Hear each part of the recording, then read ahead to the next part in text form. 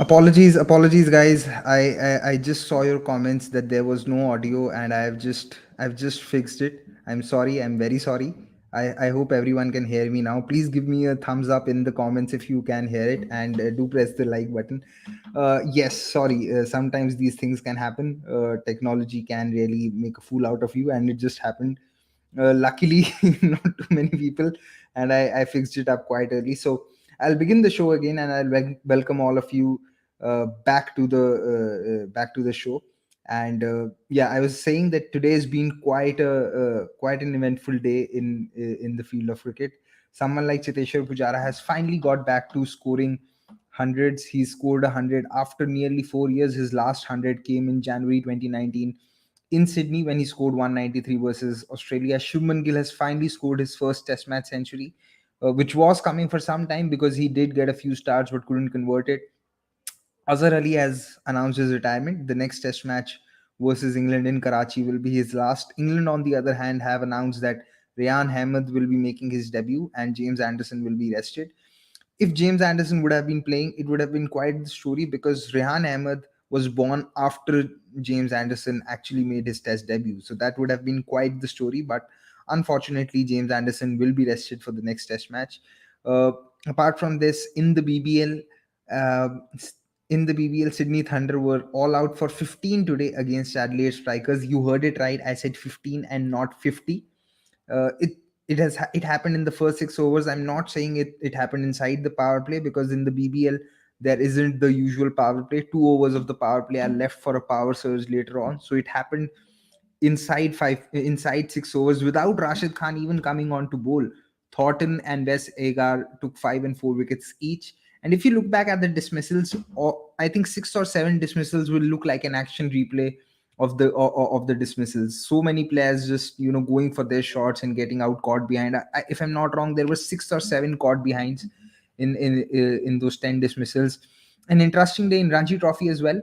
In a game between Tamil Nadu and Hyderabad today, Tamil Nadu had to chase 144 with around 12 overs to bat, and they were actually going quite well. And inside in the first 7 overs, they scored around more than 100 runs with Jagdishan going all guns blazing. He was batting on 59 of 22, if I'm not wrong, but Hyderabad stalled the time, and then there was bad light, so umpires called of the play. So it was an exciting draw.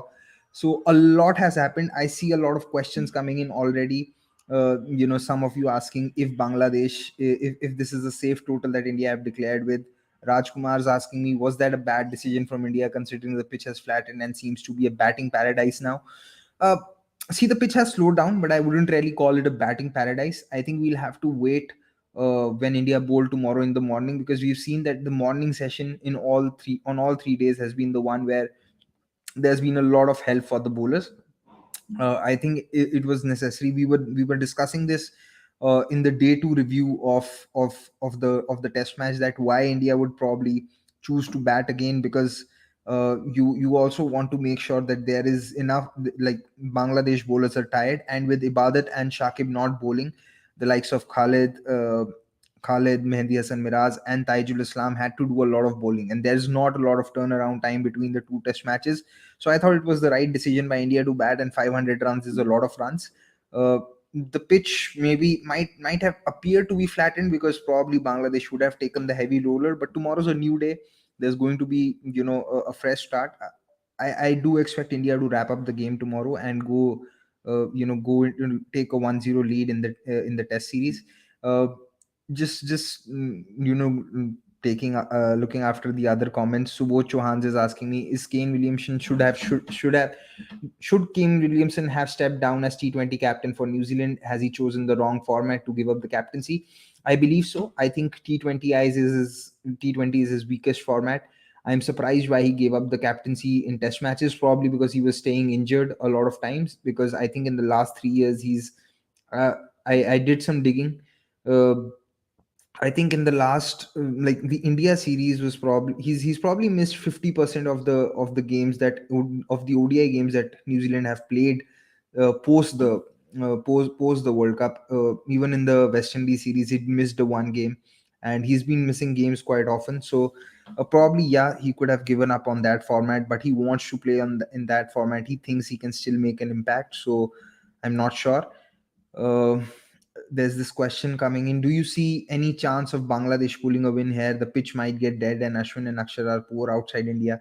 Uh, Ashwin's still very good in Asia, and so is Akshar. I do, like I said, I don't think that Bangladesh will be, uh, will have a chance. I'd be very surprised if this test match goes into fifth day. For that to happen, Bangladesh would have batted really, really well. Don't forget, this is the same Bangladesh team that was bowled out inside a session in South Africa while facing spin of Keshav Maharaj and Simon Harmer. So Bangladesh actually don't play spin very well, and India do have three very good spinning options. I believe Ashwin would like to make up for not taking a wicket in the first innings. And yeah, I'm not too worried about India not winning this test match. uh, Chuchan saying, Gilly bhai, thanks for putting some sanity on Twitter. Hate has become a mainstream there. Thank you so much. And on this, there's some beautiful words were said by Shahrukh yesterday on how social media does become an echo chamber of hate, and why we need to look beyond it. So I try and do that. Thank you for recognizing this, and I hope to do this a lot more. Now I'm going to take a few comments. uh, Amrish Karpe is asking me thoughts on Gills and Pujara's century. Well, they made the most of what was in front of them. They knew Bangladesh had a weakened attack. Pujara knew, and batting was easy. Batting wasn't difficult. So the good thing was that Pujara scored his fastest century today. So it was nice to see him put the pedal on the accelerator after reaching his 50. And yeah, very happy for Gill, because he was getting a few starts, but not converting them. So hopefully this 100 ensures that he now learns to bat big and bat for longer times. For Pujara, that has never been an issue. I just hope that this 100 just turns it around for him in terms of scoring big hundreds, because it's not that he hasn't performed. Before this 100, he had 14 50 plus scores in between, and when he scored his last century, he had 20 50s and 18 centuries. So his conversion rate from a 50 to a 100 was nearly 50%. But before the century, he had 34 50s and 18 centuries. So his conversion rate had dropped to nearly one fourth. So, or one third rather, sorry, one third. So hopefully this conversion rate now improves for Pujara, because he's batted well in the recent past. It's just that he's not been able to convert those 50s into hundreds. Hopefully it happens soon, because India would need that, when Australia tour early next year, and you need Pujara to be at his best, and Australia is one opposition that Pujara has done well against. So yeah. Rajay Human saying, Sydney Thunder's 15 is like a RCB. I think RCB fans would be so happy, because everyone used to troll them for that 49, 49, 49 versus KKR. And, there were so many chances where you felt that maybe that record would get broken. But, somehow teams would always eclipse that 49 mark, which would actually tell you that how bad was that 49 performance. So, yeah, today 15 is something I'm really not sure which team will get bowled out for under 15. And if you see, like I said, these dismissal, there were a couple of good catches, and then there was a sameness to a lot of dismissals. Batters trying to throw their bat on a wide delivery, just edging it to the keeper. So yeah, it's a freak occurrence. Not sure if it will happen again. Getting bowled out under 50 is a difficult job. Getting bowled out under 15 is going to be a nearly impossible job, I think, for any team. Maybe it might happen if a club team is playing an international team, but even then it's difficult, because there was only one boundary in the whole innings, and that was through an inside edge. I actually watched the highlights, so it's quite surprising. uh Subodh Chauhan's asking me quite a few questions about T20 cricket. I'll get to them. I just want to, discuss, like I said, today's topic will be more around test matches. We'll get to that.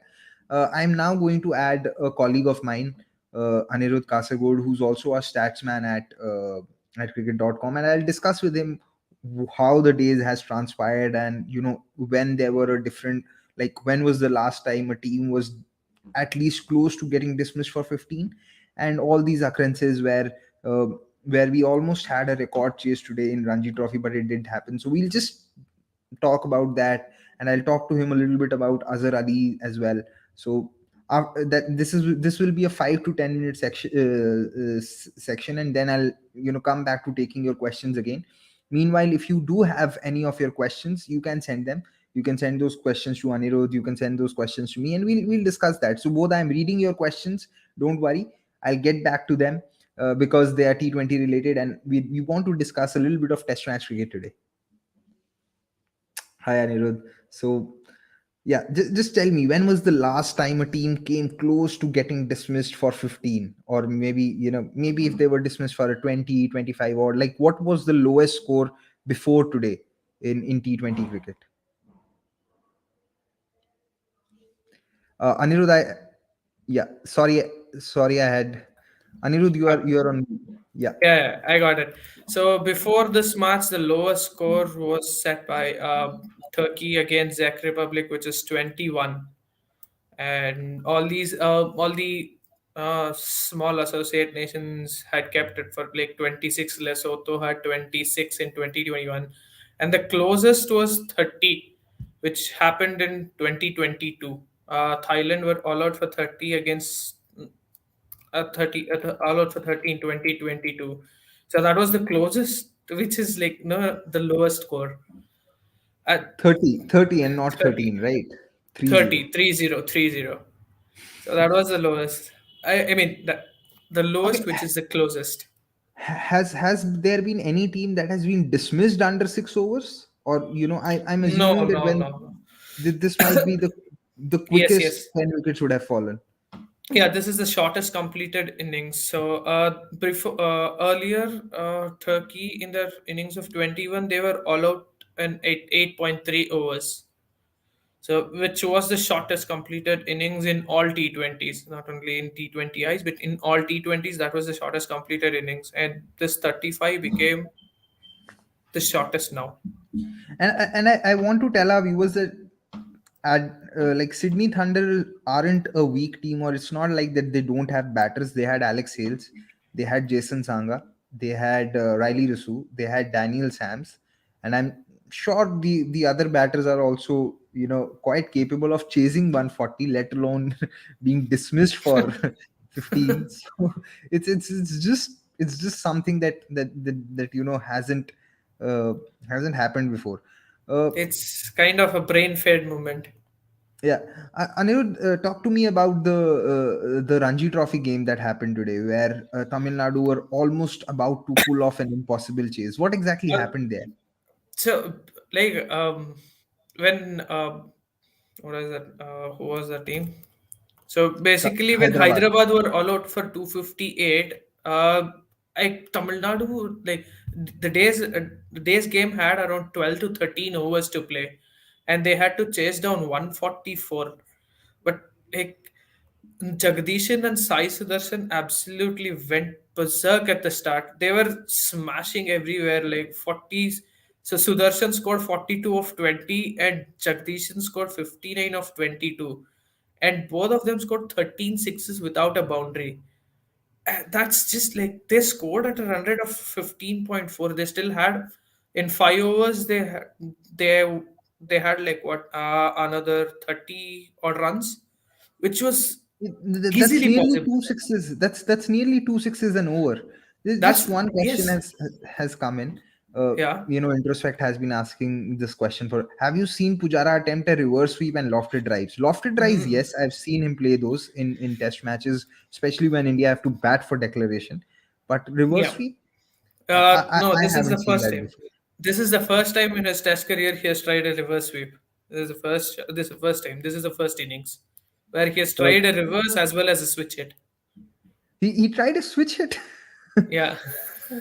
So that is what no, I was telling. Like this today has been a really crazy day of cricket. You have seen the unthinkables. Like you never, you never expect Pujara to play a reverse sweep or a switch hit. Like you never expect a team to get bundled out less than 20, and that too, it's not some lame team or something like that. They are almost like two-time, three-time finalists of BBL. You don't see that.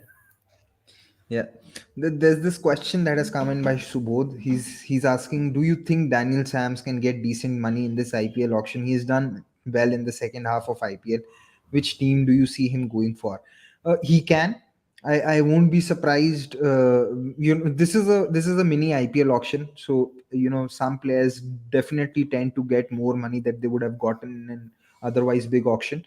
So he can get decent amount of money. What also helps is that he's Australian and the BBL happens quite near to the auction, and a lot of player coaches and assistant coaches in the IPL are actually from Australia, so they actually follow and know these players quite a lot. I won't be surprised if someone like Delhi Capitals go for someone like Daniel Sams, because he will add another bowling option over there, and he can pull off those big hits. Uh, he did he went for runs against India in the T20I series, but he also showed that he can bat, and actually did hit some big hits in that third T20I versus India. So I think he can. I think teams would probably, between left arm seam all rounders, uh, Sam Curran will obviously be the first preference. I think he can be the other preference. So I don't see him going unsold. That's for sure. I think someone like Delhi might go for him. Even Punjab might, if they can't get Sam Curran. So it's a possibility, but I'm not sure how much money will he get, because it also depends upon what is the order and when the players are coming in. If teams are in the middle of doing some kind of panic buying, yes, some players do get lucky and get more money than what they would have got otherwise. So you can never predict how much money which player will get. But yes, I think he will not go unsold for sure.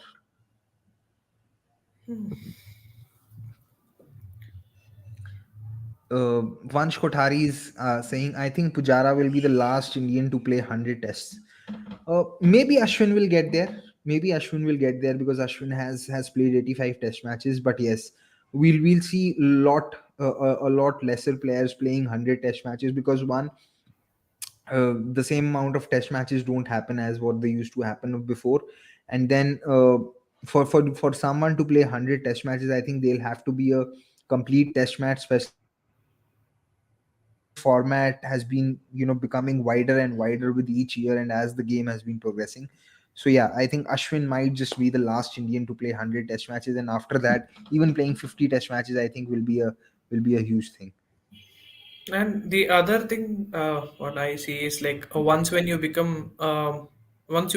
the fame of being a good batter or a bowler in India, like the expectation is high of him playing all three formats, which also hampers their fitness as well, because playing all three formats will be like you'll be playing like what, even now the all three format series doesn't happen a lot.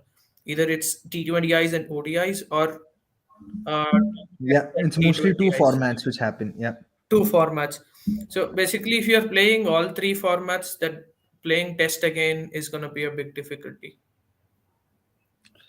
What are your thoughts on Ashwin as a frontline spinner outside Asia? I don't know why there are doubts always, because he's shown that in the last 2 or 3 years, his average in Sena countries has been probably the best. It's been better than Nathan Lyon's average. What people need to understand is that roles change for a spinner when they go to countries like South Africa, England, New Zealand, Australia. They have to do a holding role, and I thought Ashwin did the holding role in South Africa decently. I'm not saying that he did it quite well, but you also have to realize that the longest spell that he bowled in that series was 6 overs. Now, for any bowler to take wickets or to become effective, they also need to bowl a decent amount of spell. And if as a spinner you're not getting a decent amount of spell or a longish spell, it's going to be difficult for you to make an impact. Something similar happened with Jadeja when India played those four test matches in England last year in 2021, where people kept saying that, oh, no, Jadeja is not doing his role with the ball. But Jadeja was being economical. He was not leaking runs at an economy of more than 2.5. And the longest spell that he had bowled before the final day on oval was 6 overs. When he actually got to bowl a lot more on oval, he took 2 wickets. He got Hasib Hamid out, and he got Moeen Ali out. So people have to realize and understand what is the role of a spinner outside Asia, and especially in these countries. And Ashwin's more of a spinner. Jadeja's more of an all rounder. So you have to have your expectations accordingly. And he's not a number seven, which India tried in South Africa, because I saw another comment which was by Raja Human that Ashwin's not a technical batter, but he can convert ratios so good at eight. Why not promoting him before Akshar or Iyer? One, because Akshar has more batting ability and batting skill. Two, Iyer's a proper batter, and if he moves on to a number higher than before, it's possible that face fresher bowlers at number 8. You also, more or less come out to bat when the team has already bowled 90 overs, bowlers are tired, so you can take advantage of that. It's an entirely different scenario if you have to come in at number 6 or number 7 and bat, when the bowlers are still fresh. People need to understand these things as well while evaluating a batter, or uh, while evaluating a batter and thinking about this. Robin Kumar, Paji, any chance of getting Jared Kimber as a guest on this show? Well, Robin, you'd be surprised to know that Jared Kimber actually was a part of cricket.com for a very short while, and he was an expert. If I'm not wrong, Anirudh can lay Yes, more yes, light he on was. this. He was. In, So yeah, I guess in the 2021 IPL time. yeah, so Jared Kimber was already there, and he did do quite a few shows for cricket.com. I have had Jared Kimber as guest on my show, and it's a two-part interview. Anyone who's interested in sport, let alone cricket, should watch it, because he's an encyclopedia when it comes to sport and always has a lot more to add. Taking next question by Harsaib Singh, and this is something which Anirudh can answer it better. Uh, no, this is not the question that I was. Yeah, this is the question that I wanted to take. I've been reading about Labuschagne stat padding on flat pitches. Is this something which is very true? Okay, one, I think even scoring runs on flat pitches is a skill, and not all batters have it, because sometimes batters just get bored and then they play a loose shot and get out. So you need to have those powers of concentration to bat big and bat long. It's a skill. Secondly, I do think that yes, he scored heavy runs against weaker oppositions, like how he did versus West Indies. But I'd leave this to Anirudh. Anirudh, do you think that Labuschagne has scored heavily against weaker oppositions and not so much against stronger oppositions? See, like if we just see his numbers against teams, then yes, against every team, almost all the teams, he has very good numbers because most of his matches he's played is just in his home conditions, like that is in Australia. Like he has played 33 innings in Australia as compared to nine outside Australia. So Hmm. you can just tell that yes, he is a stat padder. He's a very good home track bully.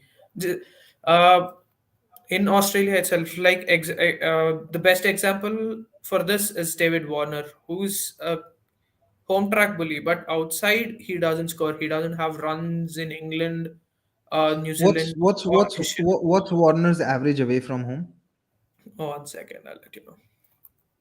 Because people talk about Mahela Jayawardene being a great test match batter, but if I'm not wrong, even Mahela Jayawardene's average outside Sri Lanka has been around somewhere between 35 to 37, if I'm not wrong. So Yeah. I'm just saying that scoring runs even in flat conditions is a skill. Not everyone has it. We've seen some batters who've just thrown away their wickets, just because of lack of concentration. And I think we'll probably know how well or how Labuschagne fares, when the series versus South Africa starts tomorrow. We'll have to see how he does against that attack. We have to see how he does against India when he comes here. But yeah, so far, you can only score runs or perform against the oppositions that are in front of you. And I think Labuschagne on that front has done decent. Now over to Anirudh. Anirudh, what's the average? What are the averages So for Warner outside? So Warner at home averages 58.6, Hmm. whereas in away conditions he averages 32.8. Yeah. And even the same is for Labushan, but his average is slightly better away, and that is because he has been good in European conditions. So Hmm. basically, at home he averages 73.8 as compared to 44.8 in away conditions. But Hmm. as it is this case for any Indian batter or an Asian batter, how you have to perform in Sena Nations, it's the same. for a non-subcontinent nation to player to perform in Asia. And Yeah. when it comes to this, both of them have been really bad. Yeah, but I, I still think that an average of 44 outside your home isn't bad. But I just think that the sample space of 9 innings is very small. We need to that see a is what lot more. like it's very short. So basically, out of the 9 innings you have played, like how much? Seven in Asia, seven in Europe. So like Hmm. it's obvious that it's similar conditions. It's very similar conditions. So it's very easy for him to score over there probably. But yes, until and unless he proves it in Asia, like how Steve Smith did, you can't say Hmm. him as a great, because Steve Hmm. Smith was just exceptional in Asia. Yeah, without 2017, a doubt. 2017 was the best example. I know Hmm. everybody say that he was dropped for many catches, but sorry, scoring 300s on those turning pitches in 4 matches, that was exceptional. That was just phenomenal. Yeah, he scored 100 in Ranchi as well. And as far as being drop catches are concerned, I keep saying this, that people do remember the drop catches, but people don't remember that if a batter is playing and missing as well often, then also he's being lucky. And you could even Shreyas Iyer was dropped twice. He was bowled once, but the stumps didn't fall. But he still couldn't score 100. Yeah. So you can have all the luck in the world, but you still have to score runs. It's something that I keep saying. Can't disregard runs and performances just because of that. Uh, And there is one more thing, like in this South Africa series, it will be interesting to see how Labuschagne is going to counter Rabada, Jansen, Nokia against the short ball, because West Indies in the second, they knew in the second innings of the first test, okay, he has a weakness in the short ball. But what happened in the second test was Alzari Joseph was the only bowler who was present for them. Debutant got injured after bowling like 2 overs, and Anderson Phillips was bowling at 125, which is not gonna trouble any batter. Hmm. Quite interesting and interesting observation over there. Raja Human, I think he's asking about Ashwin being the captain. Um so this is what I think. When Virat Kohli actually resigned as the Test captain earlier this year, I did feel that someone like Ashwin can be the captain, along with him being the captain in Indian conditions and Bumrah being the captain overseas, because India sometimes don't play Ashwin overseas in the 11. Now it's very difficult to make someone the captain when his spot in the 11 isn't fixed as a cricketer. So that's why he didn't become the captain. Uh, yeah, so both, I won't forget your questions on T20 cricket. Don't worry about it. Subodh Chauhan Jawans, now that he mentioned, do you think Jason Holder again go for big money? Can he be a good pick for DC? Uh, I think he can be a good pick. He can be a decent pick for DC, but I'm not sure. Like I said, I'm never sure about which player is going to get how much money. It's something which is very difficult to. Uh, it's very difficult to answer that.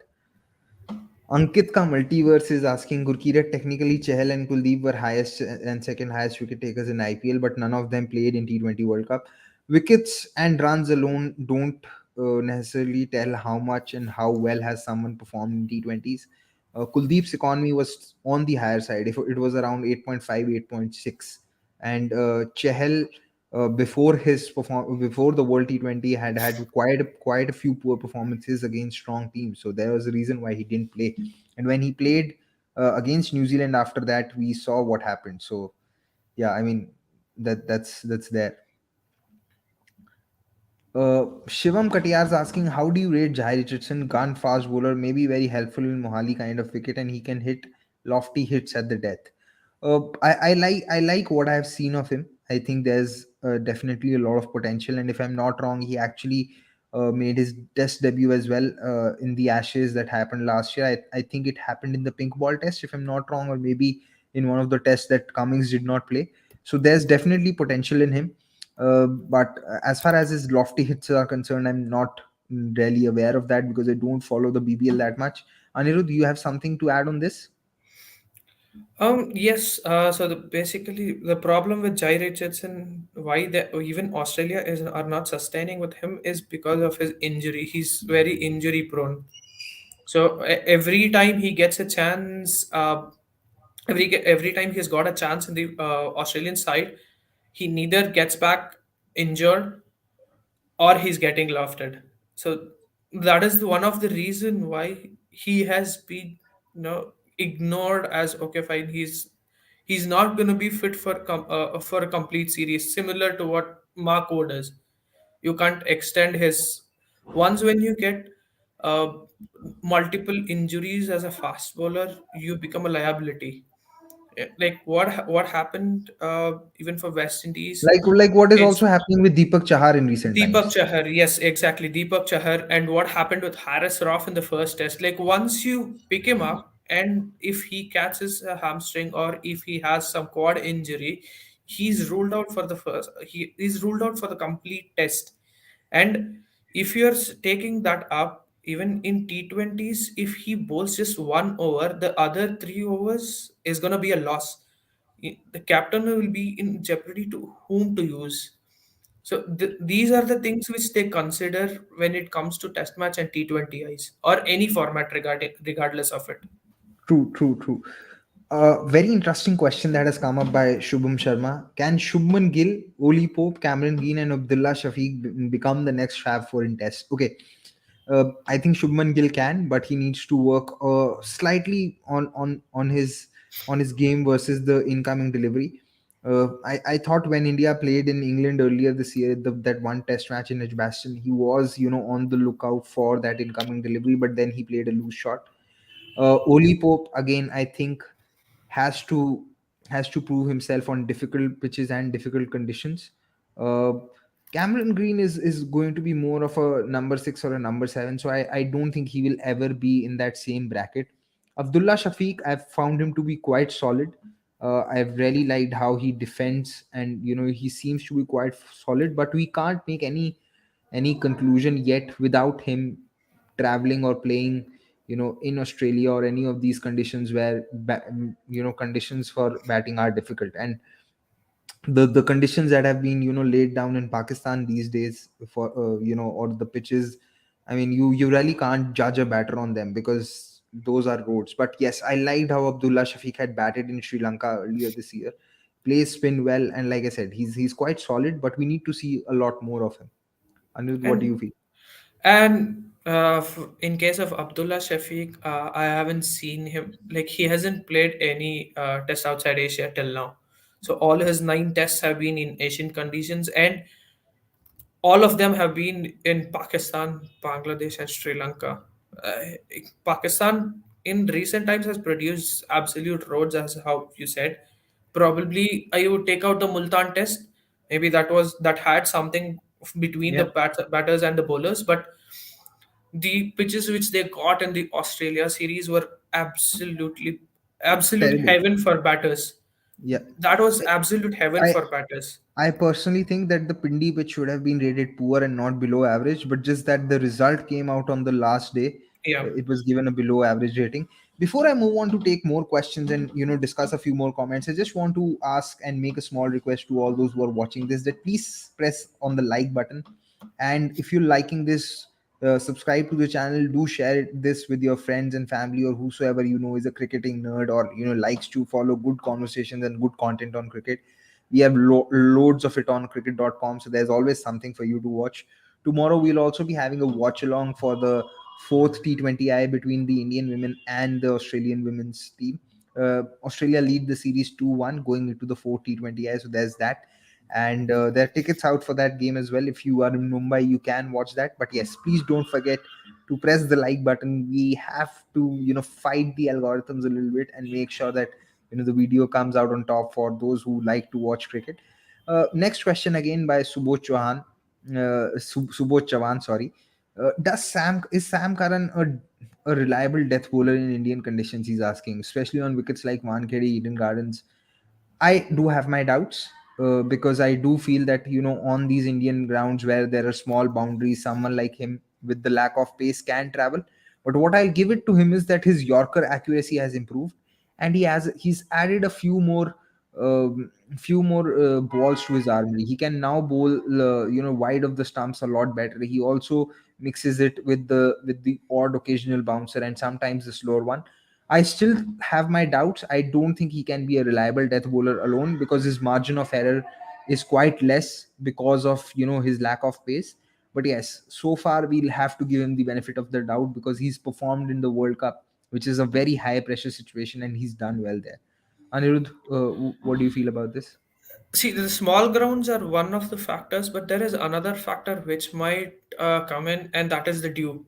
Once one in India, like in most of the grounds, there is dew factor. Yes, I do accept that because of the dew factor, they have started to play half an hour earlier, but still there will be dew, especially when you're going. If you're playing matches in Lucknow, that is Ekanya, maybe even in Mohali, Eden has a lot of dew.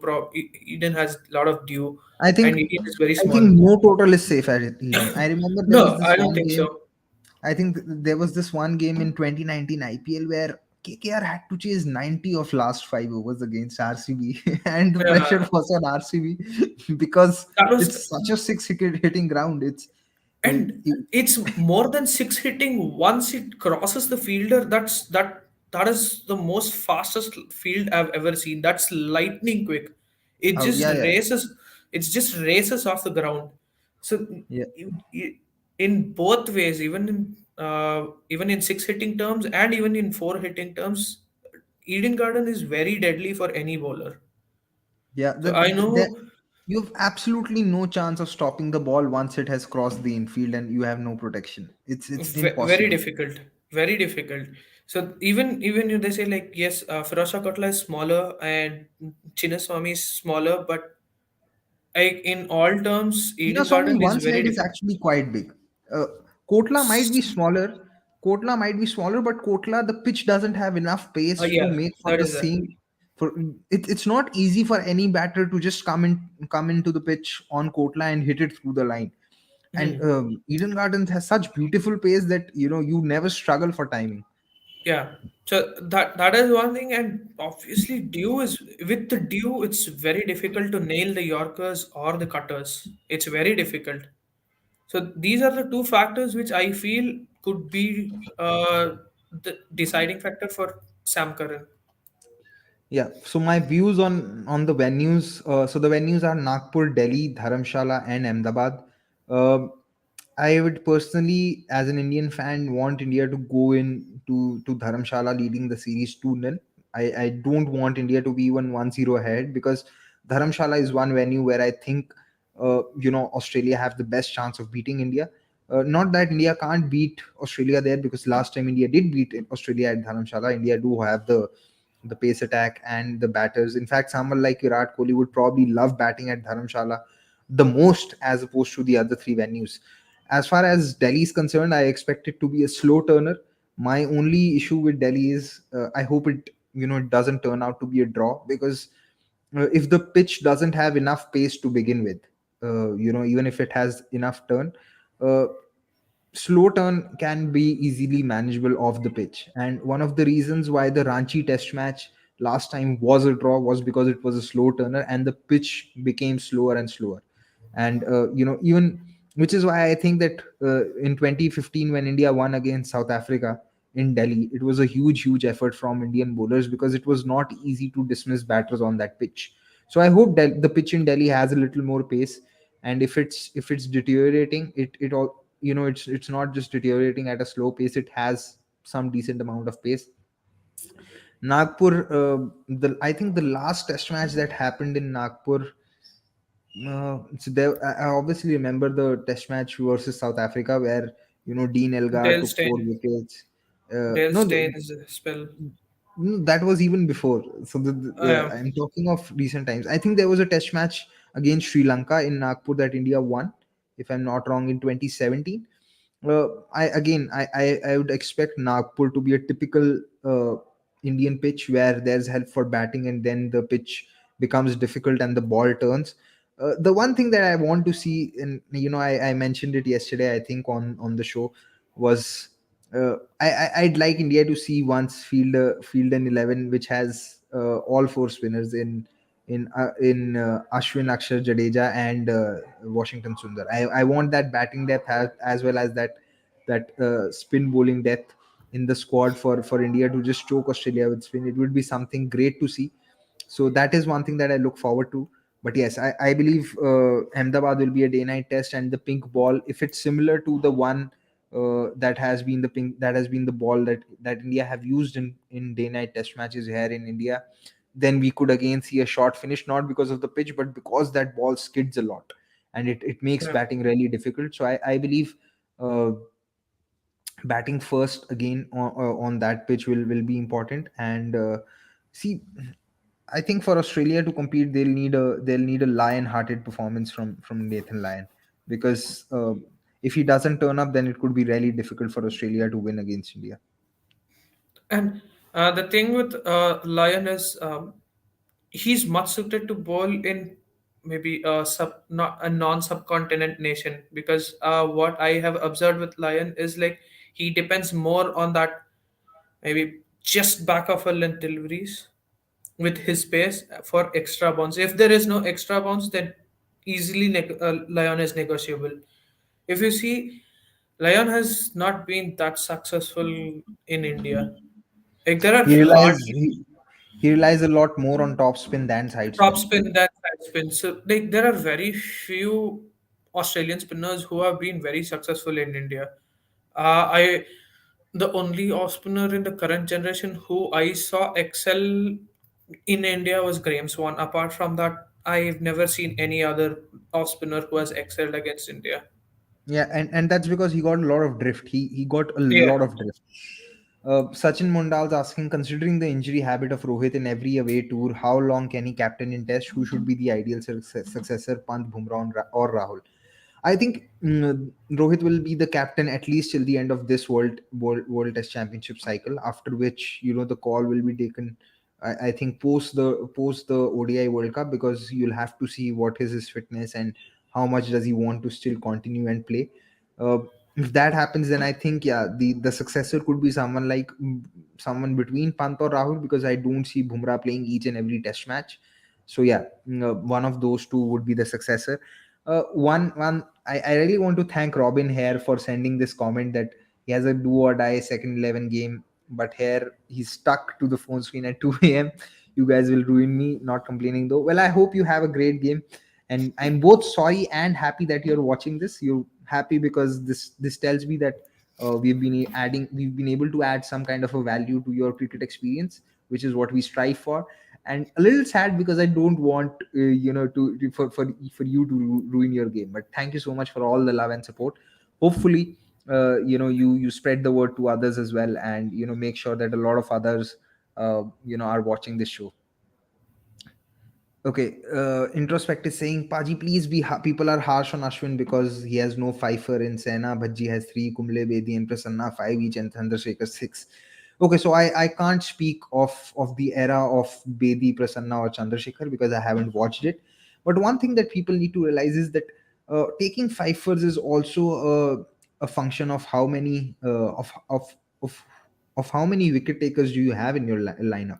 Ashwin has so many four-wicket hauls even in India. If you see the last fifer that Ashwin took was in 2021 when England toured India, and after that he's had three or four-wicket hauls. He couldn't take a five-wicket haul against Sri Lanka earlier this year because India have so many wicket-taking options.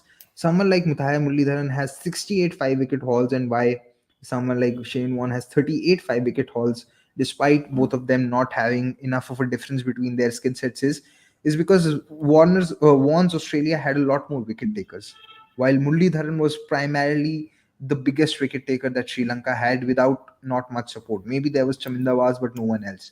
So that is why fifers can't always be a true and a direct reflection of how good a spinner is or how good a bowler is. Because if you have four or five good bowlers taking in wickets, it's impossible for anyone and everyone to take five wickets consistently. That is one.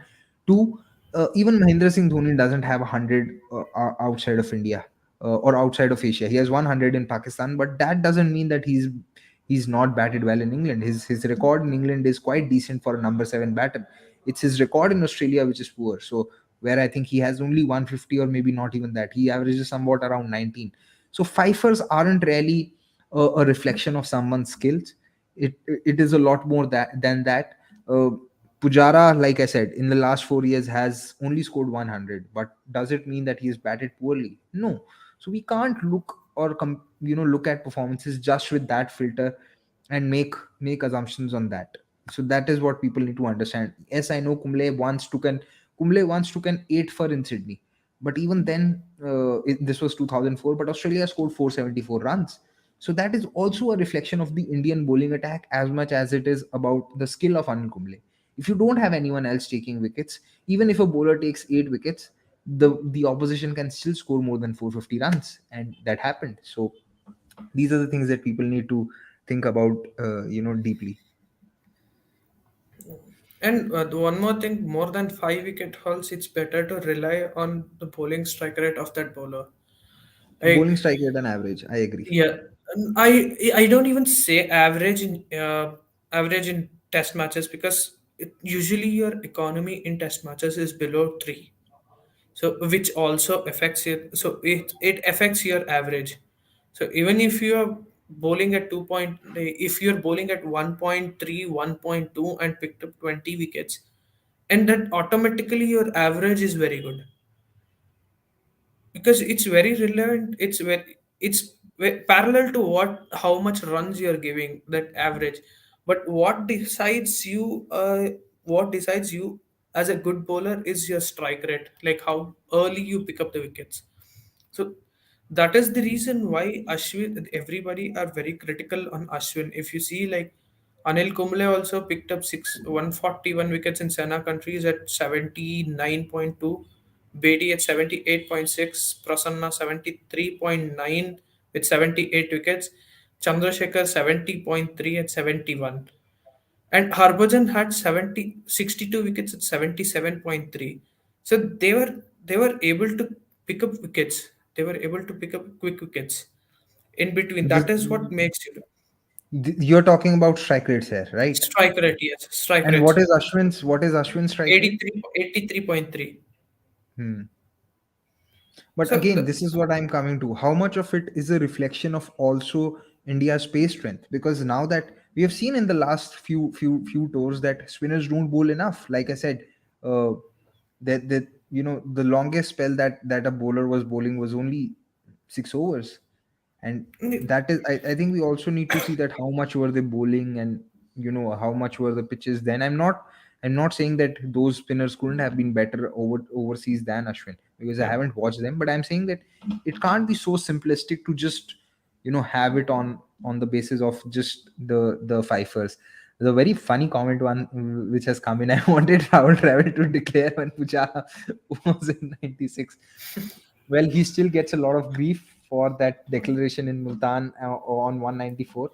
I'm sure he's not going to do it again, and not when Pujara's not had 100 for 4 years. So yeah, this is a good joke for quite a fun banter, but I don't think it's going to happen. Sanjay Bharti Sarvanan is asking, hi guys, your comments on selected 10 or less stadiums for test matches in India. Okay, I understand the question. Uh, but I'm not so sure if India just having 10 test matches or 10 stadiums for test cricket is enough, because a lot of these 10 stadiums will also be the metro cities, and these metro cities also get to hold a lot of IPL matches. So I'm not sure if it's the right way, because you also want to give games to all the other associations. India do have a lot of cricket associations. Don't forget, there are 38 teams in the Ranji Trophy and India's domestic competition. So there are almost, I'm not saying that all 38 associations have stadiums, but there are associations which have more than one stadium. So if I'm not wrong, India has around 45, 46 international stadiums. So it's not easy because you want the game to spread. You want all associations to get a piece of the cake, because whenever these association holds the matches, they also earn, which allows them to improve the facilities and everything else. So I'm not so sure it's easy for a country, or a for a cricketing nation like India to just have 10 stadiums for their test matches. Okay, this is one question that I want to ask you, Anirudh, and I want to put you on the spot. SS98 is asking KL Rahul or Gill, who sits out next game? I would say, like it's obvious that Gill is gonna sit out. It's obvious. Yeah, it's obvious to me as well, but who? I What? know I know he has 100. So basic like you're just way too like anybody is way too critical on KL Rahul just because he has had two bad matches this year. Hmm. Yeah, two bad matches this year. The last year he was scoring in difficult conditions. Like I mentioned this. This is post 2018. This is the first time KL Rahul is playing on Asian condition. Post 2018 October. So it's Hmm. almost been like 5 years almost 4 years, exactly 4 years he hasn't played in Asian conditions. And yes, obviously, and when it comes to KL Rahul, it's just about the captaincy material which comes out again and again. With India now, they have given him the vice captaincy role because India do not have a confirmed test player who's gonna play in every condition. They don't have anybody who has that. Like Pant, I know Pant will play, but Pant is still a bit immature to be a captain. A bit Yeah. immature. I'm not saying that he's not fit to be a captain, but still a bit immature. Yeah, And my feelings on Pant being the captain is that I think he's 24 right now. yeah, Uh, 24. I, yeah, I think he should become the test captain ideally when he's 26 or 25, because I think 26, 27, maybe he should become the yeah, captain. because I think by then he would have, explored his game inside out. I think he also wants to be, he definitely has the capability, and he wants to be a three format player. And I think at this point of time his focus should ideally be on improving his T20 international game. Like, Yeah, why is it that he's not been able to crack that format, and how can he work on his range on the offside and shots on the offside? And I think another season or two of captaining in the IPL would actually make him more experienced and make yeah, prepare him for that role of captaincy when it comes for the Indian team. It's going to come eventually, because there isn't anyone who's been as consistent as him in Test cricket, who scored runs around the world, and yes, he's becoming a very good keeper as well. So it is going to happen eventually. But yeah, I also think that maybe it needs to wait maybe one more World Test Championship cycle before that happens. And for me, I think we are reading too much into this one century by Shubman Gill, because we also need to be cognizant of the conditions and the match situations in which it happened. For me, he's a very class batter and I like him a lot, and I thought that the team management made a mistake when Gill did not start versus Sri Lanka earlier this year in the middle order, because he should have ideally been in the middle order ahead of Shreyas Iyer, because you don't only select players for the next two games or next three games. You select them for what they might do in overseas conditions as well. And I think, for that number five or number six role, he could have been better than Shreyas Iyer uh, in overseas conditions. And what Rahul did in South Africa and England is difficult to disregard and drop him.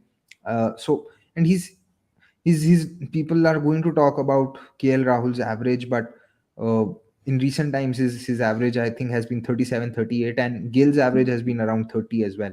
So we can't really, in my view, you can't really drop KL Rahul on the basis of this just one innings by Shubman Gill. Ideally, what would have been perfect for India is that maybe Rohit Sharma would have probably skipped this test match as well, and you would have one more test match to decide who could be Rohit's opening partner in the Border Gavaskar Trophy. But at the same time, Rohit Sharma has only played two test matches this year, the two versus Sri Lanka. He did not play the test matches in South Africa or the test match in Edgbaston. So he also would have liked to have some game time. So it's understandable why he's also why he wants to play the second test. And there's been too much of criticism of his as well for missing a lot of games, so he wouldn't want to miss out those games either.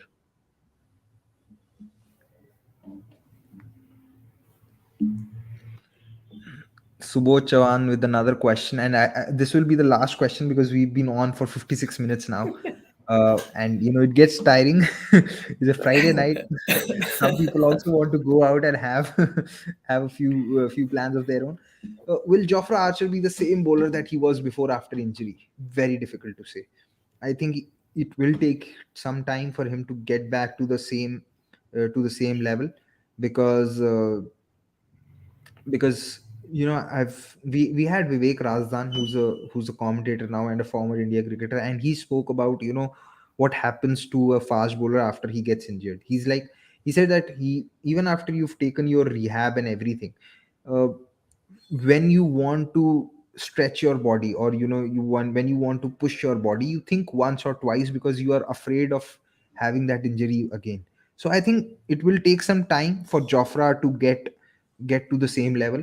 I remember this interview of Brett Lee where he spoke of how he got some operation done in his ankle, and then when he had to bowl, and he was remembering the kind of pain that he had to put himself under, it brought tears to his eyes sometimes. So it's not easy for any sports person to recover from injury and get back to the same level, let alone for a fast bowler who actually do the kind of job which I don't think the human body is actually be made to do, because it's you run up, you change, you develop a momentum, and then you change. You put so much of effort, effort, and so much of stress on your legs, on your lower back, that it's not easy. So I don't think that Jofra will be the same bowler immediately after he starts playing. It will probably take him some time, maybe 3 months, 4 months, could even take more. But I'm not sure at what level he will operate. This is something which only a Jofra Archer or someone who's been a fast bowler before can say that. And the one more thing over here is like usually like when you have something like a hamstring injury, back spasm, you still can adjust by not bending too much or not giving too much of stress on it, and you can rely on your shoulders to do your job, shoulders, wrists, and elbows. And like, but in case of Archer, it's just that he has got an injury to his right elbow, which is his main elbow, which he uses a lot. You can't compromise on, even if you have, even if you put out your whole body, you can't generate the pace which you want. Generating like you can generate pace with your body only as a spinner, not as a fast bowler. Like usually when you need it, once when you bend your back, you need a lot of strength from your elbow, wrist, and your shoulder. If these three do not combine together, then it's highly difficult to bowl. Yeah, it's quite difficult. In fact, you were talking about spinners, and Introspect has actually come up with a good comment that it took Bumrah some time as well to get back into a rhythm. So it's not easy. It's difficult. And you talked about spinners. This brings me to the time of 2012 when Monty Panesar did well in India, because he was putting so much of body into the ball. Yeah, His action was such that he was generating at least 5 or 10 kilometers more speed exactly. than what Indian spinners could do. So yeah, I mean, you can generate power from your shoulders, but it's not easy to do it just from your without the elbow, especially for a fast bowler. So now we have crossed the 1 hour mark. I just want to ask once again those who've been watching that please press the like button. And if you've liked the show, please subscribe to cricket.com. There's a lot more of cricket content for you guys lined up. Tomorrow, during the T20I game between Indian women and the Australian women, we'll be having a watch along. Please do join us and watch it. It's been an exciting series. Hopefully India level the series tomorrow, and the series goes into a decider on Tuesday. And yeah, do share this show with your friends. You can follow cricket.com on all the handles that are there. We are cricket, on Instagram we are there as cricket.com_official. On YouTube you already know the channel. And you can follow me and as well on social media. I'm there as Gurkirat S Gill on Twitter and Gilly Cricket on Instagram. Anirudh is mostly there on all on our watch alongs. He also writes for us. So there are statistical pieces that he does, which is, and it is not easy to dig up these stats, and some of them are actually amazing. So credit to him where it's due. On this Yeah. note, I'll now end the show. Thank you so much to all of you for watching, and I apologize for what happened in the first 30 seconds or first minute of the show where my mic wasn't on, so I had to switch it on once again. But sometimes technology has this way of taking the mickey out of you, and unfortunately it happened with me today. um, Thank you so much, Anirudh, for joining us Yeah. and sharing a few statistical anecdotes. It was great fun as usual.